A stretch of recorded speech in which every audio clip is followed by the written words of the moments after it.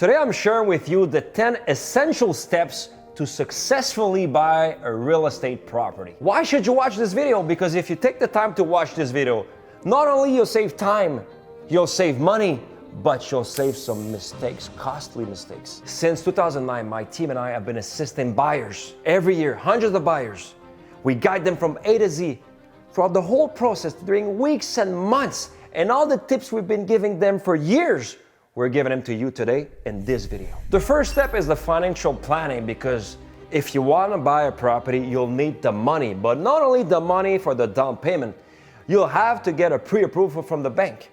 And based on the type of property you'll buy, whether you buy a house, a condo, a duplex, a triplex, whether you're owner, occupant, or you're just an investor, the down payment that's going to be required is going to change from one type of property to the next. Not only that, based on the purchase price, whether you buy a property at 400K, 800K, 1.2 million, 1.5 million, 1.8 million, the down payment will change. But don't worry, if you have any questions, whether you want to have a pre-approval and you're not too sure, just send us an email, because with my team, we'll guide you with the right mortgage broker to know exactly what's your budget. You'll need some liquidity for the down payment, but there's a good thing. There's a couple of programs that are there to help first-time buyers. The first one is called the Home Buyer Plan. You use your RRSPs, you borrow from your RRSPs up to 60K for your down payment, and then you have a certain amount of years to pay them back. The second program, the First Home Savings Account. You can put up to $8,000 a year for a total of 40K that you can use tax-free for your down payment. So those two programs will certainly help you buy your first-time property,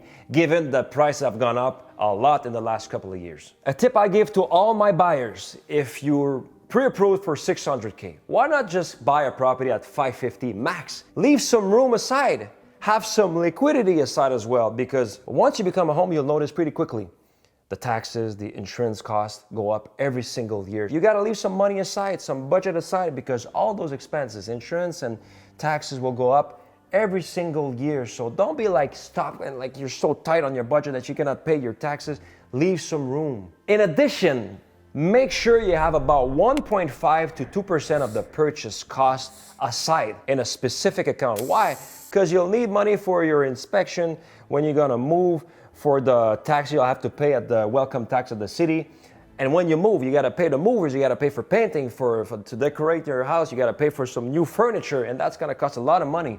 So if you buy a house, keep in mind 1.5 to 2% of the purchase price aside for all those expenses. A special note on condo buyers: you're buying a condo, but please make sure that the finances of the condo are in good shape, because I can tell you, a lot of condos are well not managed financially, which means that if you buy a condo and the finances are really not well managed, your condo fees could skyrocket in the next couple of years. And on top of that, you can have some yearly chunk of money you have to put down to repair the roof. Oh, a special contribution, because you got to pay the roof and there's not enough money in the account. So you might have to put $1,000 or $2,000 for the roof. A couple of years after that, oh, the windows need to be changed.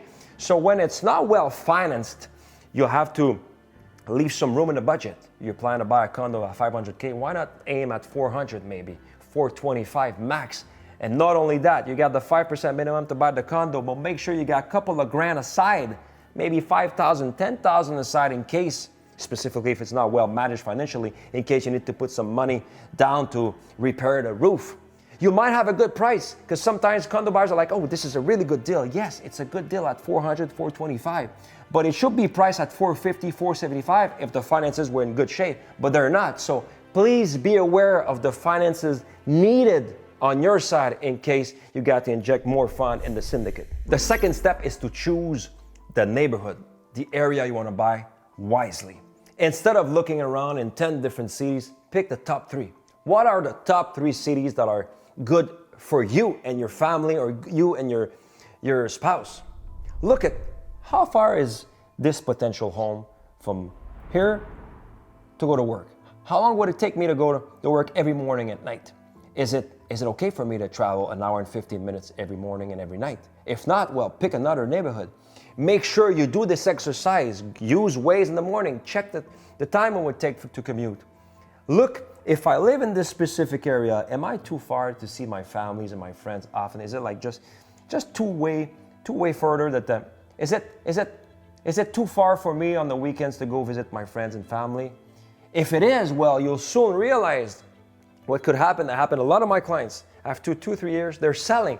Instead of keeping the property for 5-7 years, which is our recommendation, they sell after 2-3 years. And when you sell that early, you could incur some costs and then lose money in your investment because, well, you stay there for 2 years, the market is kind of flat, well, you sell, you lose money, and then you move closer to your work or closer to your friends and family. So keep in mind, you're not just buying a house, you're buying a lifestyle. And if you're too far away from work, from your friends, from all the loved ones, pretty soon you'll sell to move to a place that's best in terms of your daily life and daily commute. A lot of my clients are like, wait, Gabriel, I only work 1 day a week at the office. I'm 4 days a week at home. Yes, I understand. But you know, and I know that it's changing. A lot of the employers are asking for more presence from the employer. They're like, okay, now it's 2 or 3 days a week you have to come to the office. What if you lose your job and you have to find a job that's, well, maybe further away? Is it gonna be okay for you to travel an hour and a half? Just keep in mind this medium-term range. Okay, I'm not just buying for now, I'm buying for maybe the 5 or 10 next years. So look at your situation, look at potential situation in the future and choose wisely. And once you pick those 3 areas, those 3 cities, those 3 neighborhoods, stick to those and just keep searching. Once you've picked the 3 neighborhoods or the 3 cities, you'll focus all your attention on the properties in those specific areas. The third step, determine the property options. What I mean by that, is your budget allowing you to buy just a condo, or can you buy a condo or a semi-detached?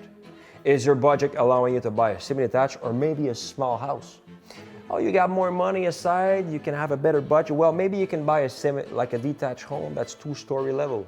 But do you have enough money for a garage or not? So the idea is to know exactly what you can afford and be realistic, because a lot of my clients, before they start working with me and my team, they're like, okay, we like to buy this type of property. I'm like, well, that does not suit your budget. Well, we're still looking. No, don't look at properties you won't be able to buy. Just look exactly in the top 3 areas you want to buy and look at the properties that suit, that match your budget, and be realistic. And one thing I like to do, I say, okay, here's your budget. Let's look at what's been sold in the last 3 months in the cities you're interested in. And then we look at the sold price. And by looking at the sold price and the type of properties, they can say, okay, well, this type of properties, I cannot really afford it. At least I know now. I'm not attached to a dream that's never gonna happen. I'm really looking at what's been sold, the sold price, not the asking price, the sold price. And maybe you'll realize that the only thing I can buy is maybe a semi-detached home. Maybe you'll realize I can buy maybe a bungalow, or maybe a bungalow with a garage. Can you buy a 3-plex? You might be able to buy a 3-plex if the revenues per door are high enough, because when you buy a 3-plex, they consider the revenues from the apartment. Well, one's gonna be occupied by you, but the 2 other ones, are they high enough for you to buy it? So the revenues of each different door when you buy a 3-plex or a 4-plex is gonna be an important factor determining if you can buy or not. The 4th step, online property searches and your criteria. Really important. One thing I tell all my clients, instead of looking at all the houses that are beautiful, look at all the other options. There might be a really interesting home that's not as appealing visually, but has a lot of potential. For instance, one of my clients, 2 or 3 weeks ago, the house was owned by the same owners for 50 years. The owners were like in their 80s. The property was really structurally really well. But it was not as appealing because there was not major renovations done in the house, but the price was really good. I'm like, if you buy this house, you do some small renovation throughout the time. The investment, the return on investment is gonna be way better than buying this wow house that like 20 buyers wanna buy and it's gonna sell in multiple offers, maybe 50K above asking. So be open to different scenarios. Just be open. Start with different criteria and don't be too strict on the criteria when you first start. As you go on, you can like be more selective, but at first, just look around, be open in the top 3 areas based on your budget. And when you have a good real estate agent, a real estate broker on your side, and by the way, if you need help, we're there to help with my team. We can guide you from A to Z. Just shoot us an email. One thing we do, listen carefully. We're like, okay, let's look in your top 3 areas, in your budget. What were the asking price and sold price? I've discussed that before. But how many days did it take to sell? Oh, 8 days. 12 days. that was a hot product. What was the activity, the number of visits? So we pick up the phone, we call the listing agent and say, hey, I know you sold the house a month ago. How many visits did you get that week? How many offers did you get? If we find out there were 32 visits and 8 offers, we know we have to prepare for war if we make an offer on a similar house because it's really in high demand. But if we see a house that's been sold, oh, it's sold in 67 days. It was nice, but it was not like, wow. It was just like, okay, but the area was really interesting. If we see it was sold in 60 days, we call the agent, we find out, well, they only had 6 visits and 1 offer. We know what kind of strategy we can use based on the type of product that comes up on the market. So that's really data that we can use. And my clients that we help, they find this really pertinent because we can adapt our strategy based on the demand of the last couple of weeks. The 5th step, we review the details of the listing and the seller's declaration before visiting. What I mean by that, we read the listing, all the details and the seller's declaration, because what I find out throughout the years, I've been a realtor since 2009, and what I find out, people look at the pictures, they don't read. But with our clients, we take the time to read, and I give them some homework. For instance, I'll tell them, go to your place, take the measurements of every single room to have a clear idea of the dimensions of every single room in your house or in your property you live in right now as we speak. And when we look at the listing, you can compare, oh, my bedroom and my kid's bedroom are that size and they're good, they're fine for us. If you see the listing and it matches the same type of size, well, you say, okay, that's gonna match. Pretty often I get visits when I do open house, people come in, they're like, oh yeah, I see the house, I like the pictures, they come out. Nah, the rooms are too small. I thought they were nice. Yeah, but if you had read the measurements, the dimension, you could have said, oh, well, I'm not gonna visit. It doesn't match what we're looking for in terms of size. That's just a detail. But if you look at the seller's declaration, you might find out there was a suicide in the house. There was some water infiltration, some foundation cracks, a problem with the roof, electrical problem. You need to know those things before visiting, because maybe you'll say, you know what, this house is not for me, there's too much trouble. Maybe it's sold without any legal warranty, not interested in that type of property. So instead of visiting a lot of properties, you'll visit just a few, but you'll do your homework before you read the listing, you read the seller declaration, you read all the different documents they have attached, the bills when they've redone the kitchen or the windows. Those are the kind of details you want to find out before visiting. You know what, if you do those homeworks and you visit, the chances will significantly increase that you visit and you like the property and you make an offer. And the goal is what? The goal is not to visit for months and visit like 35 properties. My clients tell me, they've been telling me, I'd rather visit 8 properties in a month and a half than visiting 35 properties in 6 months and just like be discouraged. Follow that strategy. Do your homeworks before visiting and the visit will be much more fun. Another tip I give to my clients, go on Google Maps. Look at the street. Is the street good for you? Is the environment as appealing as the house? Maybe you'll find out you don't like the neighborhood, you don't like the street. So instead of maybe taking 3 hours of your day on the weekend to go there, to visit, to come back, you save 3 hours because you just find out that the street was like, there was too many cars passing by, you have little kids, or you're just next door to a business, or in your backyard is a supermarket, or like right next to you, you got a huge building apartment. Well, you'll find out if you like a Google map, you look at the neighborhood and then you'll screen it way easier. You won't waste your time visiting properties that the neighborhood doesn't match your needs. The 6th step, communicating with the seller's agent or the sellers themselves before the visit.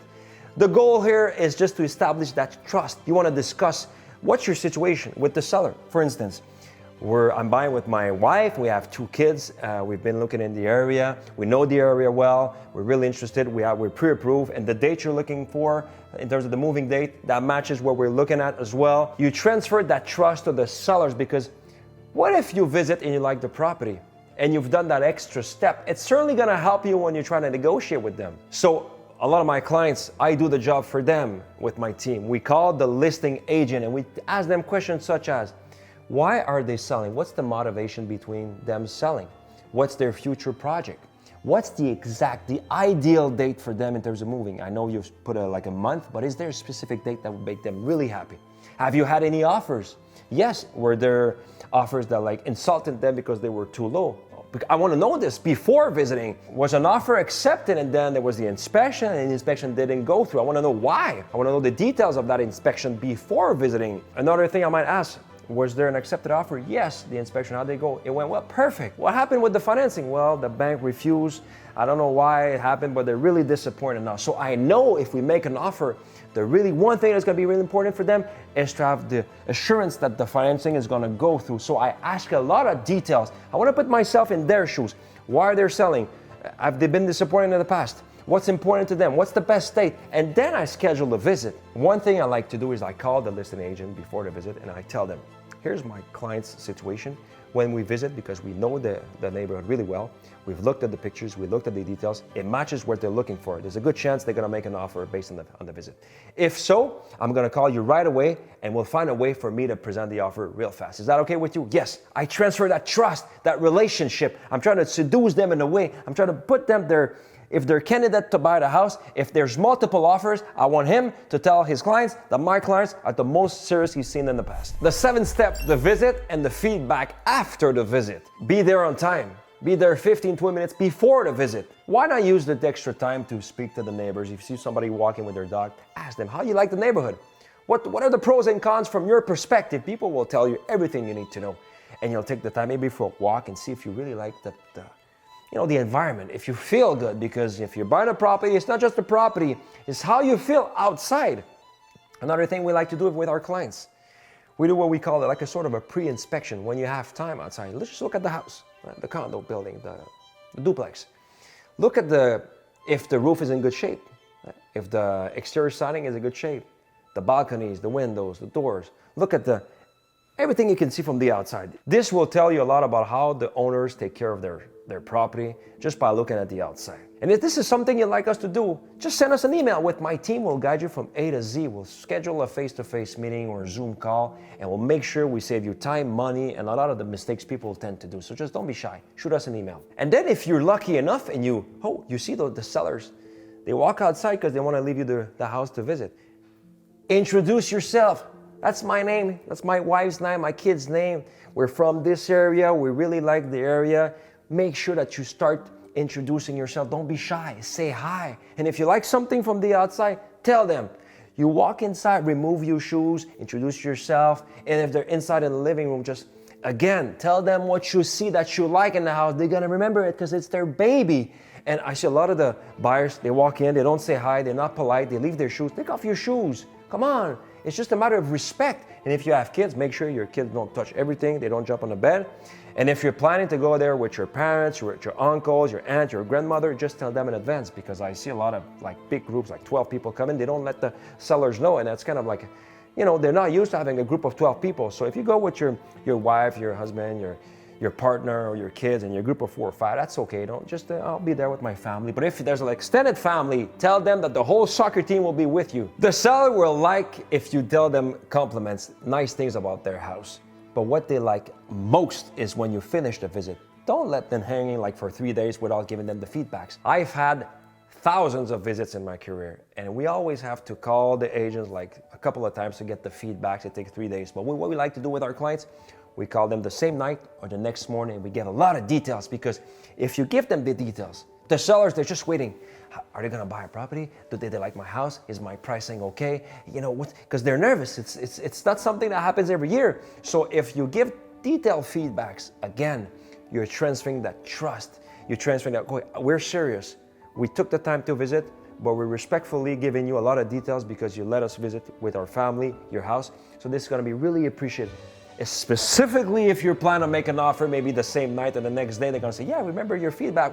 We saw you outside when you were walking with your kids. So again, what do you think? If they have 3 offers on the table, are they going to pick somebody that they just sent it by email, or somebody that they took the time to call them, to discuss with them, to give them really nice things about their house, to call the agent that we're presenting the sellers? They're going to pick the one that did the extra work, the extra mile, for sure. If the property is interesting based on your criteria, don't wait a couple of days to make the offer.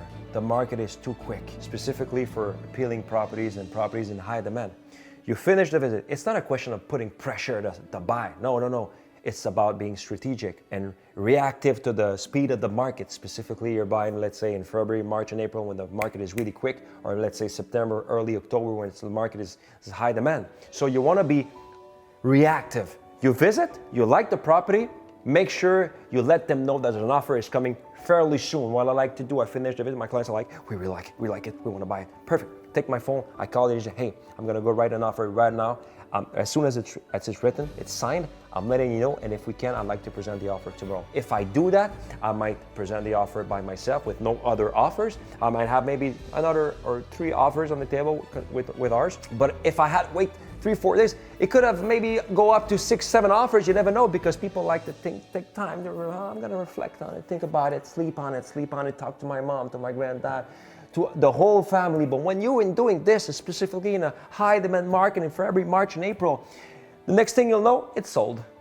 So you want to be proactive, reactive. You want to have this, okay, I like it. I know I'm buying a house this year. I'm pre-approved. It matches our criteria. I like the neighborhood. It's good for my spouse and I. We like the house. Let's make an offer. Let's tell them right now. Let's be proactive. Let's schedule an appointment to present the offer right away. The 8th step, presenting your offer.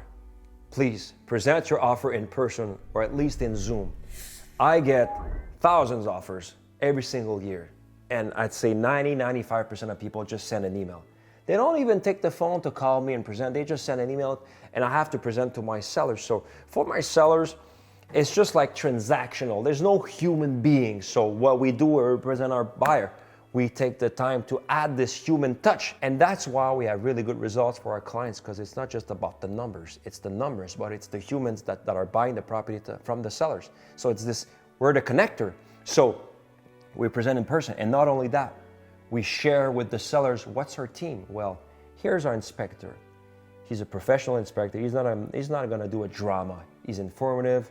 He's done thousands of inspections, or maybe hundreds. He's been in the business for a long time. We trust him. Here's our notary. It's the notary from my buyer's family. They have to trust in the family. We know it's a good, we've spoken to him. He's available for the specific date we're offering. We're offering to go on June 1st to the notary. He's available. The banker, we're pre-approved, but not only that, look at the pre-approval. It's dated from yesterday. You could take your phone, ask the banker to speak directly to the seller. Ask the banker to show up to just to tell them, hey, there's no chance in the world it's not gonna go through. Specifically, if they had past offers that didn't go through the financing, you wanna make sure to add that layer of certainty that you're transferring to the seller. Again, who are your buyers? What's their job? What did they like about the house? You can talk about them if they're not present, because if you're using the service of an agent, just like myself and my team, we'll show up in your name and we'll make sure that they know exactly who you are. We might do a FaceTime, a video, a picture. We'll do anything we can do. Sometimes, you know what I do? I present it in person. My clients, I've done that in the past couple of times when we're competing against 4 or 5 offers on the street in their car. I say, you know what? If you accept this offer, my clients, they're winning outside. I'm gonna tell them right away. I'm gonna have sign the acknowledgement of receipt right away. That tells you how much they're motivated. You gotta do more. In multiple offer scenario, when you compete against other offers, if you don't do this, you die. And if you're competing against me or my team, well, the chances of you winning are tiny, because we're more prepared. We add this human touch. We wanna make sure we leave nothing to chance. And if you wanna negotiate the price, let's say the house has been seen on the market for a month, price is just above what it should be, well, don't just aggressively negotiate the price. Show up with some comparables and be a human being. We're offering you this price based on the 3 comparables that were sold in the last 2 months in your neighborhood. You can walk to those houses and see it. And we know the roof is to be done, this needs to be done this year, and we've taken this point into consideration. We're not asking you to pay the brand new roof, but our price reflects the condition of your house plus what's been sold in the market. And that's why we're offering this price. It's not to insult you, it's just to reflect a reasonable price that's reasonable for you and reasonable for us. If you're aggressive when you negotiate, you'll never win, and you're gonna waste some precious time. So be human. Use the tools you have in front of you. Use the data that's gonna convince the seller to accept your offer. But just don't say, well, I'm offering you this price because this is our budget. That's not good. I see a lot of the agents presenting offering to my sellers when I'm on the other side of the negotiation, and they're like, what's the point? Their purchasing power has nothing to do with our market value, and they're right. So be strategic, have the team ready, add this human touch, and do the extra mile, and by doing so, you have an accepted offer for sure. Or you'll increase your chances significantly of having an accepted offer. The 9th step, once you have an accepted offer, the financing and the inspection. If you're following my previous steps, You already know who's your inspector, so you schedule the inspection as soon as you can, early in the process, because sellers and the buyers, they like to do the inspection fast and have the result from the inspection so they can move on. Because for the sellers and the buyers, it's a really stressful step to do the inspection because it's really thick and a lot of things are told about the properties and the thing that needs to be fixed in the future. So why not, before presenting the offer, fix a couple of possible dates after the day you're presenting the offer. Let's say you're presenting the offer on Monday. You could say to the seller, well, on Tuesday and Wednesday, I've already booked potential time and date with the inspector. And if your offer is accepted, you can already book it really soon in the whole process. So you can do the inspection and then move on. And while you do that, you got the financing clause. If you pick the right banker that's really proactive, usually you have between 10 to 15 days to get the financial approval letter. But when your banker or your mortgage broker is really efficient, it's like proactive, he can get in a couple of days and the sellers will be really happy to have the letter fast, specifically if they've been waiting in the past and they didn't go through. And your buyers, they're willing, they really like can't wait I can't wait to have my letter of financial approval. I just want to know in my head that it's my house and we just have to sign to the notary a couple of months from now. So have your team ready. The inspector has been chosen, pick the date fast, do the inspection. The financial approval should get there really soon. If you've done your homework before, you've given all the papers to the banker or to the mortgage broker before, and you've not wasted a single minute. The day the offer is accepted is the day I send all the file to the banker and I say, go, let's get it. If you're buying a condo, you'll also have this financing clause where you have to make sure that all those financial documents attached to the syndicate of co-ownership are well done. And not only that, you want to make sure that it's well financed. So you add this clause that you have a certain amount of days to look at all the financials. If you're not good with numbers, just hire an accountant, hire a good real estate agent, just like myself or my team, so that we can guide you on how to read those financial documents to make sure that what you're buying, the condo, the syndicate of co-ownership, is in good shape in terms of all the financials. The next step is to prepare for the notary and what you got to do in the next couple of weeks, couple of months. You've done the inspection, you got the letter from the bank, you've looked at the financials if you're buying a condo, everything's perfect. The sole sign is on the house, and in 3 months from now, you're going on the notary. Well, you got some homework.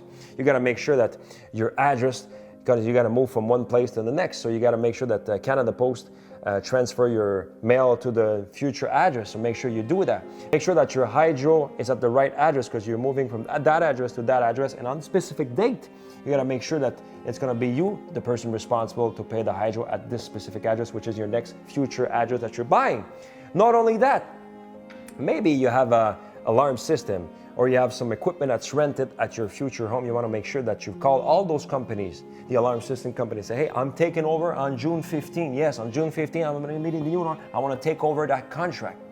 If the sellers, they have a pool or spa, you could ask them, hey, when you're opening your pool or spa in May, for instance, could I be there just to see how it goes? Because I know we're going on June 15 at the notary, but I want to make sure to know how all the equipment, I want to be sure that that following year I'll be able to replicate what you're doing. So be proactive. Ask them, hey, by the way, do you have any furniture you'd like to sell? Because we're moving from a condo to your house and we don't have a lot of furniture. So I'd be interested in buying a few of your furniture. They might have a list. If you don't tell them, they'll sell them on Marketplace. If you tell them, they might give you a good price to buy the whole thing.